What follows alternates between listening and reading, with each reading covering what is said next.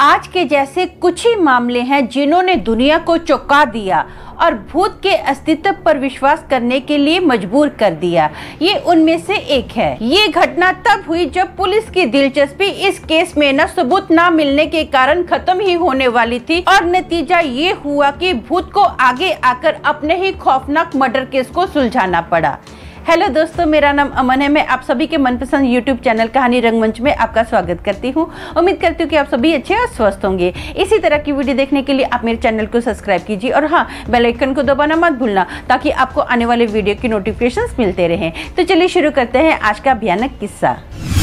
दोस्तों, आज का जो किस्सा है ये लखनऊ साल 1920 का किस्सा है। वहाँ पर ना एक फैमिली रहती थी जिसमें माँ बेटी थी। बेटी का नाम रूबी था। जो रूबी थी ना वो गरीब परिवार से बिलोंग करती थी। अब रूबी की जो जिंदगी थी ना ठीक ठाक चली रही थी। रूबी की शादी हो जाती है। शादी के बाद रूबी को 2 बच्चे भी हो जाते हैं। जो उसका पति था ना वो कंटिन्यू मारा पीटी करता रहता था। दारू पी के उसको गालियाँ देता रहता था, मारता रहता था। रूबी इन सब झगड़ों से बहुत ज़्यादा तंग आ जाती है। एक दिन वो डिसाइड करती है कि मैं अपने दोनों बच्चों को लेती हूँ और अपने माँ के घर पर चली जाती हूँ। ऐसा ही होता है। वहाँ पर उसकी जो मम्मी होती है वो भी अकेली ही रहती है। माँ बेटी को एक दूसरे का सहारा मिल जाता है। रूबी अपनी मम्मी के घर पर काफ़ी टाइम से रह रही होती है। रूबी के ना बाजू में ही एक तांत्रिक होता है। उस तांत्रिक के पास ना बहुत सारे लोग आते हैं। आजू बाजू के लोग तो आते ही आते हैं, दूर से भी बहुत सारे लोग आते जाते हैं। वो जो तांत्रिक है जादू टूना भी करता है, लोगों की प्रॉब्लम सॉल्व भी हो जाती है। तो रूबी सोचती है कि ऐसा करती हूँ, मैं भी अपने जीवन से बहुत ज्यादा तंग आ चुकी हूँ, परेशान हूँ। अपनी प्रॉब्लम का सलूशन इस तांत्रिक के पास जाकर निकालती हूँ। वो उस तांत्रिक के पास जाती है, काफी बार उस तांत्रिक के पास जाती है। तांत्रिक जो भी करने को उसको बोलता है वो सब चीजें वो करती है। थोड़ा बहुत उसकी लाइफ में चेंज भी आता है। अब जो रूबी है ना बार बार तांत्रिक के पास जाती है। अपनी हर एक प्रॉब्लम लेकर वो तांत्रिक के पास जाती है। कई बार रूबी अपनी मम्मी को भी उस तांत्रिक के पास लेकर जाती है। दिन हो रात हो किसी भी टाइम ये तांत्रिक के पास चली जाती है। अब ना एक बार करवा चौथ का वक्त होता है और रात का समय होता है। तो रूबी अपनी मम्मी को बोल के जाती है कि मैं तांत्रिक के पास से होकर आती हूँ। तो उसकी मम्मी बोलती है ठीक है बेटा। अब रूबी उस तांत्रिक के पास तो जाती है लेकिन उसकी मम्मी वेट करती है कि रूबी अभी इतना टाइम हो गया है, 4 घंटे हो गए हैं, अभी तक उस तांत्रिक के पास से आई नहीं है। ये लड़की इतना टाइम तो लगाती नहीं है, क्या हो गया, इतना टाइम क्यों लग गया है। उसकी मम्मी काफी वेट करने के बाद ना उस तांत्रिक के पास जाती है। उस तांत्रिक के पास आजू बाजू काफी सारे लोग बैठे होते हैं। तो वो तांत्रिक और दूसरे लोग भी बोलते हैं कि आज तो रूबी यहाँ पर आई नहीं है। उसकी मम्मी हैरान हो जाती है। वो बोलती है कि ऐसे कैसे हो सकता है, रूबी ने तो मुझे खुद बोला है कि मैं इस तांत्रिक के पास जा रही हूँ, क्या मेरी बेटी झूठ बोल रही है। अपने मन में ये बात सोचती है, क्या हो गया, मेरी बेटी ऐसा झूठ क्यों बोलेगी। वो बहुत ज़्यादा परेशान थी, उसको कहीं कुछ हो तो नहीं गया, कहीं चली तो नहीं गई। ये सारी बातें ना सोचते सोचते उसकी मम्मी घर पर आ जाती है। अब रूबी की जो मम्मी है ना कई दिन रूबी का वेट करती है। चौथे दिन क्या होता है, उसकी मम्मी परेशान हो जाती है क्योंकि रूबी घर पर आई नहीं है। तो फाइनली उसकी मम्मी क्या करती है, पुलिस स्टेशन में जाती है और पूरी घटना बताती है। अब रूबी की मम्मी के बयान दर्ज किए जाते हैं और उसके अकॉर्डिंग सबसे पहले उस तांत्रिक को उठाया जाता है। पुलिस वालों को तो वैसे भी इन बाबाओं वगैरह पर पहले शक रहता है। तांत्रिक को उठाया जाता है। पुलिस अपने तरीके से उससे पूछती है, सख्ती भी करती है, 3rd डिग्री का टॉर्चर भी करती है। लेकिन वो बाबा जो होता है ना साफ सीधा बोल देता है कि रूबी तो मेरे पास आई नहीं है। अब पुलिस वाले ना रूबी की मम्मी से उसका मोबाइल नंबर लेते हैं। जब मोबाइल नंबर की पूरी डिटेल निकाली जाती है ना तो पता चलता है कि रूबी कई लोगों से बात करती थी, लेकिन 2 पर्सन बहुत ही खास थे जिनसे ज्यादा रूबी बात करती थी। एक तो वो तांत्रिक था, एक और बंदा था। और जिस दिन वो गायब हुई ना उससे भी पहले उसने 2 लोगों से बहुत ज्यादा बात की थी। एक तो तांत्रिक था और दूसरा वो जो हमेशा जिस बंदे से ज्यादा बात करती है उस पर्सन से बात की थी गायब होने से पहले। अब पुलिस क्या करती है, कॉल डिटेल के हिसाब से ना तांत्रिक और उस बंदे को उठाती है। उन लोगों को काफी टॉर्चर किया जाता है, 3rd डिग्री भी दी जाती है। ये दोनों पर्सन जो होते हैं ना साफ सीधा बोल देते हैं कि रूबी हमारे पास आई नहीं थी, हमसे मिली नहीं है, उस दिन कहाँ गई है रूबी, हमको कुछ नहीं पता है। अब पुलिस वाले भी मार मार के तंग आ जाते हैं। उनके पास सिर्फ एक ही क्लू था, वो भी मोबाइल का क्लू था और कोई क्लू तो है ही नहीं था। उनके हाथ में दूसरा क्लू तो लगा ही नहीं था।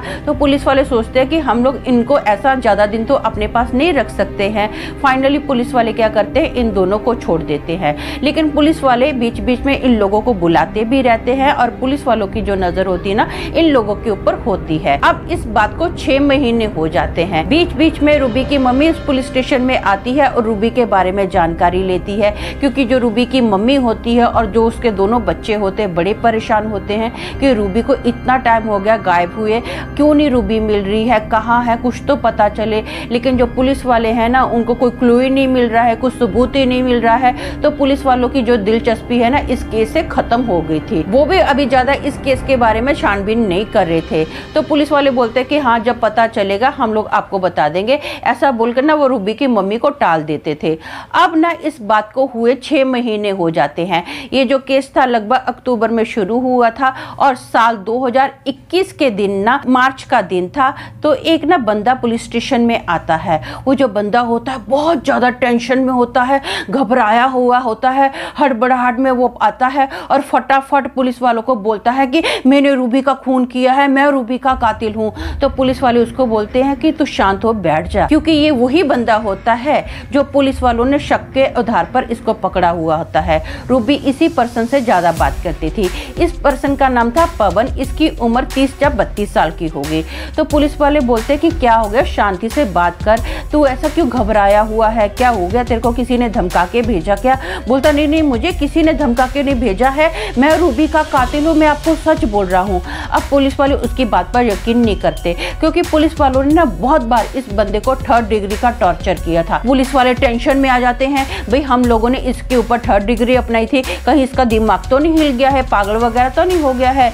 जो बंदा इतनी मार खा के नहीं बोला कि मैंने रूबी का खून किया, आज खुद ही आके बोल रहा कि मैंने रूबी का खून किया है। तो पुलिस वाले बोलते कि तेरे ऊपर किसी का दबाव है, तू ऐसा क्यों बोल रहा है? तो पुलिस वालों को बताता है कि मैं सच बोल रहा हूँ, जो रूबी है ना मुझे हर जगह दिखाई देती है, हर औरत में मुझे रूबी नजर आती है। मैं 6 महीने से जब से उसका खून किया है ना मैं ढंग से सो नहीं पा रहा हूँ। पहले तो मैंने उसका मर्डर जब किया था मैं दारू पी के सो जाता था, लेकिन अब मैं सो नहीं पा रहा हूँ, मुझे ऐसा लगता है कि मैं पागल हो जाऊंगा।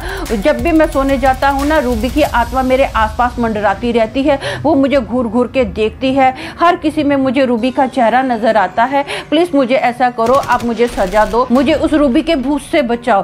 तो पुलिस वाले बोलते हैं कि अच्छा अगर तूने मर्डर किया है तो ये बता कि तूने उसकी डेड बॉडी कहाँ रखी है। तो ये बताता है कि रूबी की जो डेड बॉडी है ना मैंने मेरे रूम के अंदर एक बहुत बड़ा खड्डा खोदा था, उसमें डालकर उसको पूरी तरह से दफना दिया था, वहीं पर उसकी डेड बॉडी छुपा के रखी है। तो पुलिस वाले जब वहां पर जाते हैं और देखते हैं, खड्डे को खोदते हैं, तो सच में ना वहां पर एक कंकाल मिलता है। उस कंकाल के ऊपर कोई भी कपड़ा नहीं था। अब रूबी को मर्डर हुए तो 6 महीने हो गए थे, जिसकी वजह से ये पूरे कपड़े वगैरह थे गल गए थे, पूरा कंकाल था। लेकिन उस कंकाल ने ना 2 कंगन पहने हुए थे। तो रूबी की मम्मी को बुलाया गया छानबीन के लिए। फेस वगैरह तो कुछ है नहीं था। जैसे रूबी की मम्मी वो कंकाल देखती है ना वो पहचान जाती है कि ये जो बॉडी है ना मेरी बेटी की ही बॉडी है। तो पुलिस वाले बोलते हैं कि आप कैसे बोल सकते हैं? तो रूबी की मम्मी बताती है कि ये जो कंगन रूबी ने पहने हुए हैं ना, मतलब ये जो कंगन कंकाल ने पहने हुए हैं ना वो रूबी ने ही पहने हुए थे। और रूबी के लेफ्ट पैर में जो रॉड है ना ये उसी का है। उसका ना एक बार ऑपरेशन हुआ था जिसकी वजह से उसके पैर में ये रॉड डाला गया था, वो गिर गई थी। तो मुझे 100% श्योर है कि ये जो बॉडी है ना मेरी बेटी की ही बॉडी है। अब आपको तो पता है कि पुलिस वाले बिना डीएनए किए, बिना किसी प्रूफ के ऐसे तो मानेंगे नहीं। जब डीएनए किया जाता है तो पता चलता है कि हाँ सच में ये रूबी की ही बॉडी थी। अब पुलिस वाले उसके कातिल को पूछते हैं कि तूने रूबी का खून क्यों किया? तो वो बंदा बताता है कि मेरा और रूबी का अफेयर चल रहा था। मैंने क्या किया, अब जब करवा चौथ का दिन था ना, रात का वक्त था, तो मैंने रूबी को कॉल करके बुलाया था। हम दोनों पति पत्नी की तरह रहते थे। मैंने उसको बोला था कि आज रात तू मेरे साथ सो, लेकिन रूबी ने मेरे साथ रहने के लिए साफ सीधा मना कर दिया। उसने बोला कि मेरे छोटे छोटे बच्चे हैं, मुझे घर पर जाना पड़ेगा और जो भी हमारा पति पत्नी वाला रिश्ता होगा ना ये शादी के बाद ही होगा। मैंने रूबी को काफी देर मनाने की कोशिश की लेकिन वो मेरी बात को माने नहीं।